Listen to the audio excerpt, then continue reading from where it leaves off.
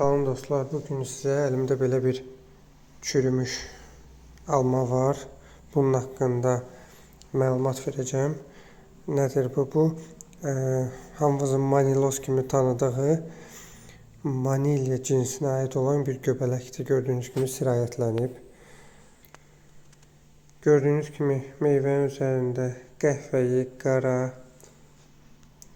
sürətlə genişlənən çürük bir sahədir. Ən fərqləndirici əlamətləri çürük nahiyənin üzərində konsentrik iç-içə dairələrdir. Sarımtıl, ağ və ya krem rəngli spor yastıqcıqlarıdır gördüyünüz kimi.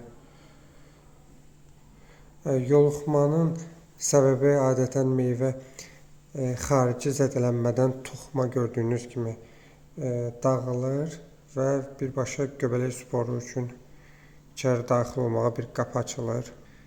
Digər səbəbləri də ola bilər.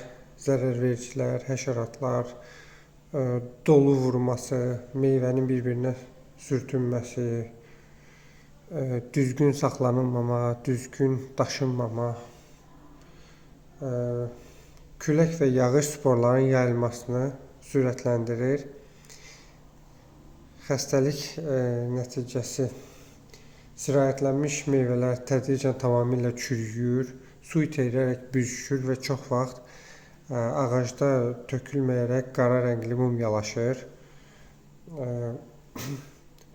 Mumyalaşmış meyvə isə gələn il üçün potensial infeksiya mənbəyidir.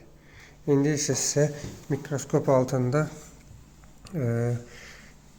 manilya göbələyinin sporunu göstərəcəm. Gördüyünüz kimi təyinat aparmaq üçün əşya şüşəsinin üzərinə zədələnmiş hissədən nümunə götürüb qoyuruq və mikroskop altında baxırıq.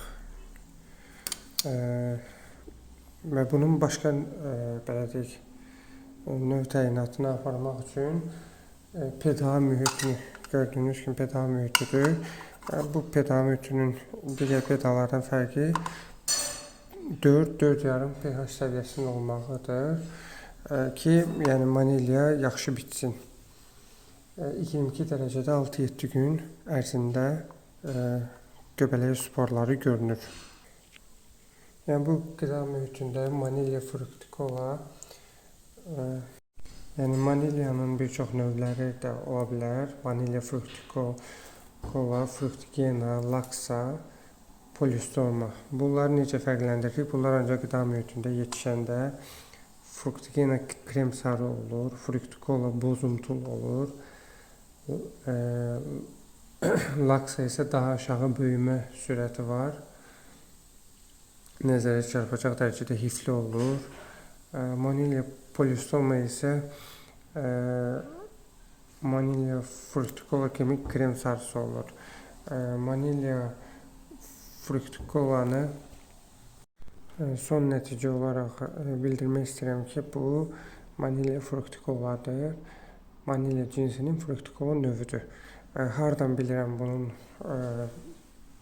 bu növə aid olduğunu?